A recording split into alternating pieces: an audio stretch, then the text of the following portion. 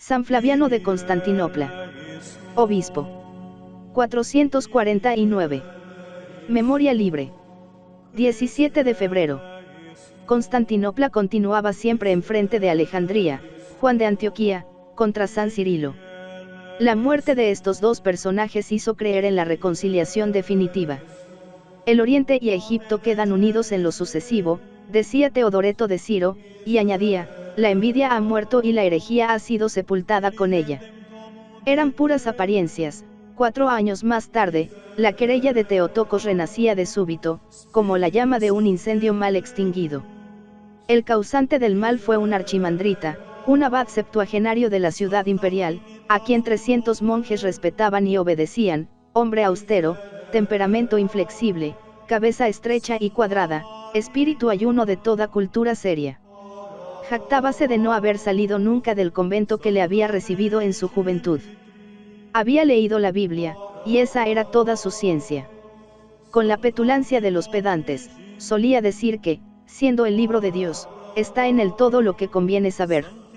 Sinestorio tenía la hinchazón de la ciencia, de que habla San Pablo. Eutiques, así se llamaba este archimandrita, tenía la hinchazón, todavía más terrible, de la ignorancia. Frente a este monje fanático, aparece en la historia la figura noble y serena de Flaviano, sacerdote de la ciudad imperial, sin ambiciones, pero también sin apocamientos. Tenía virtud y saber, pero nadie hubiera adivinado en su naturaleza, bondadosa y pacífica, que había de ser hombre de lucha. En 446 la sede patriarcal de Constantinopla está vacante. 2 candidatos son indicados para ocuparla, el archimandrita tiene el apoyo de la corte, el sacerdote triunfa por la aclamación del clero y el pueblo. Este fue el primer encuentro de Flaviano, el patriarca, y de Eutiques, el heresiarca.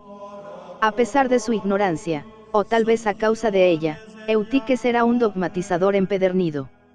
Admirador incondicional de San Cirilo, leía sus libros sin entenderlos, adoptaba sus fórmulas bastardeándolas. Cirilo había dicho que las dos naturalezas formaban un solo Cristo. Eutiques, comentándolo, decía que antes de la unión había 2 naturalezas, después, una sola. Cirilo había dicho, siguiendo a San Pablo, que el primer hombre, salido de la tierra, era terrestre y el segundo, venido del cielo, espiritual. Eutiques añadía que el cuerpo de Jesús había sido formado de una sustancia divina y eterna. Con pretexto de hacer resaltar todo lo posible la divinidad, le convertía en un ser completamente extraño a la humanidad. En consecuencia, María ya no era verdadera madre de Jesucristo, caía por tierra el misterio de la redención y se desvanecía la realidad misma del Mesías.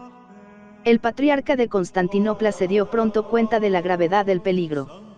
Comprendió que permitir continuar su obra al fogoso archimandrita era exponerse a ver muy luego, de un confín a otro del imperio, inculcar una enseñanza en la que hubiese ido a pique la realidad histórica del Evangelio, comprometida frecuentemente por fantasías místicas. Sin embargo, por caridad y mansedumbre de corazón, se había limitado a suplicar al imprudente agitador que tuviese piedad de las iglesias de Dios, bastante probadas ya con las perturbaciones precedentes.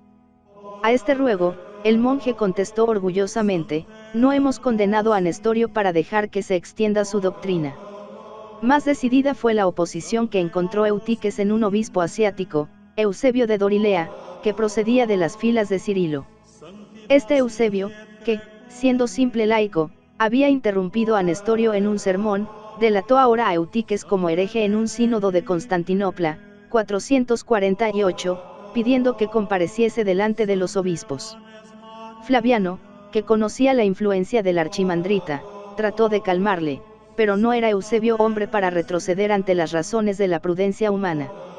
Cuando los delegados del concilio llegaron al monasterio, Eutiques les contestó, yo he entrado aquí para no salir jamás de mi santo encierro. Además, las divinas escrituras, que estudio sin cesar, valen más que las definiciones de los padres. Eutiques era testarudo, necesitaba ganar tiempo, y además temía que, entre obispos avesados a todas las sutilezas teológicas, se descubriese su ignorancia. No obstante, después de 2 semanas de prórroga, compareció rodeado de monjes y soldados. Sus respuestas fueron contradictorias. Tan pronto hacía declaraciones de carácter ortodoxo, como San Flaviano de Constantinopla o se deslizaba por las pendientes del error.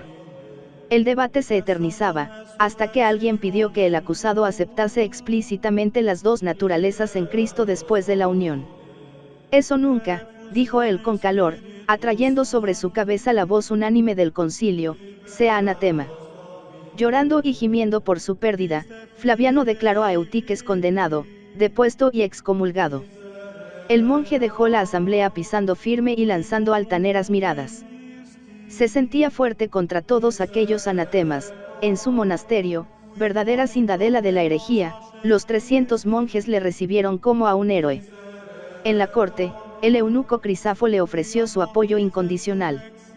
Crisafo era un antiguo esclavo, que por su aspecto noble y porte majestuoso había llegado a ser el amo del palacio y del emperador.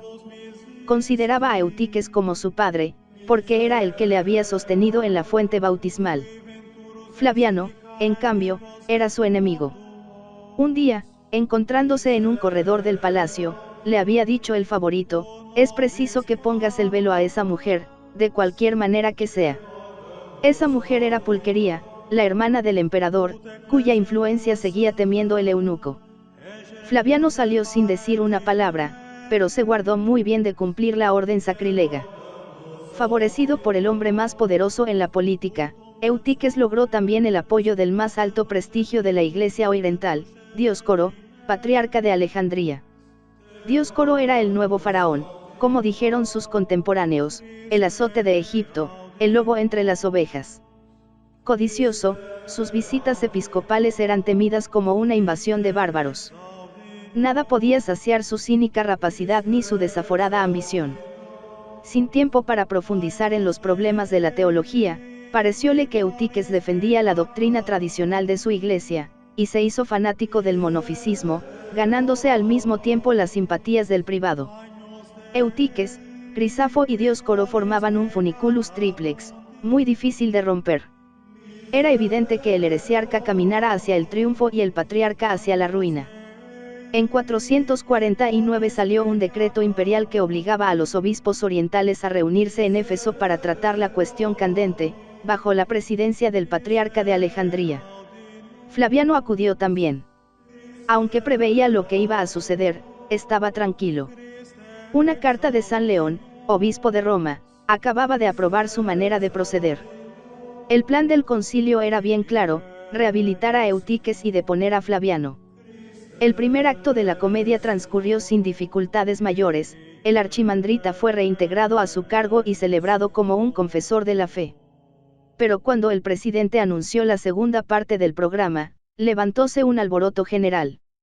Unos obispos se pusieron pálidos, otros quedaron paralizados de estupor, otros se opusieron abiertamente, y hubo algunos que, cayendo a los pies del tirano y abrazando sus rodillas, decían: no hay motivo para esto. Flaviano es inocente. Perdónale. Insensible a los ruegos y a las lágrimas, Dioscoro se levantó furioso, y gritó: ¿qué pretendéis amotinaros? Soldados, ¿dónde estáis? A esta voz, una horda de pretorianos irrumpe en la basílica, y tras ellos entra una falange de monjes armados de palos, cadenas y lanzas. El tumulto fue horrible. Los legados del Papa se evadieron, lanzando el costradicitur sacramental. Los recalcitrantes cedieron a la coacción. Hacedles firmar, dijo Dioscoro a los soldados, entregándoles un pergamino. En medio del desorden, Flaviano permanecía en pie, sereno, impasible. En esa actitud le encontró un oficial que, sin conocerle, le ofreció el papel para que firmase. Rechazólo él fríamente, y, volviéndose hacia el patriarca alejandrino, dijo solamente esta palabra: apelo. Ciego de cólera y perdiendo toda dignidad personal, Dioscoro bajó de su trono, se lanzó contra su rival, le arrojó en tierra de un golpe formidable y le pisoteó furioso. Algunos de sus partidarios imitaron su ejemplo, golpeando e injuriando al caído, y el jefe de aquellos monjes bandoleros hincó su lanza en el cuerpo del mártir. Cuando, unas horas más tarde, volvió en sí del desmayo provocado por los malos tratamientos, el santo patriarca se halló solo, en una prisión húmeda, envuelto en su propia sangre. Aquel mismo día le obligaron a salir para el destierro, pero aún no se había puesto el sol cuando él entraba en la patria verdadera. 2 años después la justicia divina caía sobre sus asesinos. Eutiques marchaba desterrado. Dioscoro bajaba ignominiosamente de su silla, y los 600 padres de Calcedonia coronaban de gloria inmortal a la víctima del latrocinio de Éfeso.